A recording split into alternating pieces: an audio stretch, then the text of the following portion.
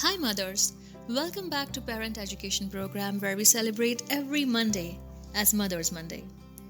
Today in the third and last part of the series Common Parenting Mistakes, we'll discuss more of such mistakes. In our last two videos, the 14 common parenting mistakes that we had discussed were not leading by example, fighting your children's battles, skimping on quality time, letting technology take over, projecting your goals onto your kids, passing on phobias, neglecting your partner, using a one-size-fits-all approach, not making enough me time, not expanding children's freedom as they age, reacting in the moment, doing everything for your kids, not letting kids make mistakes, and not listening to your kids. So let's continue and see a few more of the parenting mistakes. Number 15. Yelling.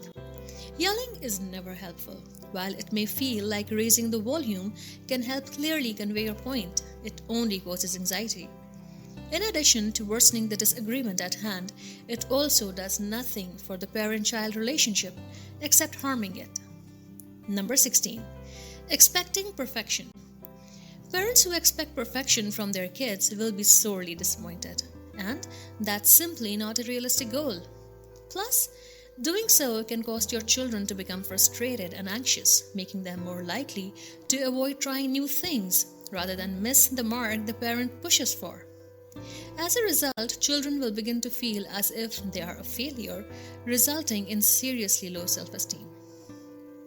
Number 17. Giving kids everything they ask for. Giving children everything they want has a greater impact on their development than you may think. Trying to safeguard children from experiencing frustration can lead them to become spoiled and ill-mannered. I want to play video games all afternoon. Or, I'm not going to eat that. Or, buy me that are the type of demands that parents may give into as a way to avoid seeing tears, witnessing tantrums, or making a scene in front of others. However, letting kids do whatever they want whenever they want, and as much as they want can cause children to get used to their parents giving in to their every whim. As a result of this type of upbringing, they can end up thinking they can have anything they ask for without making an effort. They can very well become selfish little dictators. We wouldn't want that. Therefore, if you want to put a smile on your children's face, the best thing you can do is raise them well and help them become successful people with good values. Number 18. Disciplining inconsistently. Children respond to clear, consistent boundaries and have a keen sense of when they can cross those boundaries and get away with it. When parents tell their kids they can't have ice cream before dinner, but then relent once their kids ask enough, the kids will make a habit of pushing the parents as far as possible. You see, kids learn more from our actions than our words, so it's important that we keep the two congruent. If you tell your child bedtime is at 8:30 p.m., no exceptions, then you best be prepared to follow through. Kids feel safest when expectations are consistent and they know what to expect. Number 19. Disciplining with words or a lot of them. Parents should avoid lecturing their children to discipline them. When disciplining your child, it is important to keep your words to a minimum. Anything more than a few sentences and your kids will most likely tune you out. The more a parent talks, the more opportunity there is for the child to misinterpret their words or conclude that whatever they are saying is open for negotiation. That's why it's better to be clear and consistent and let your actions speak for themselves.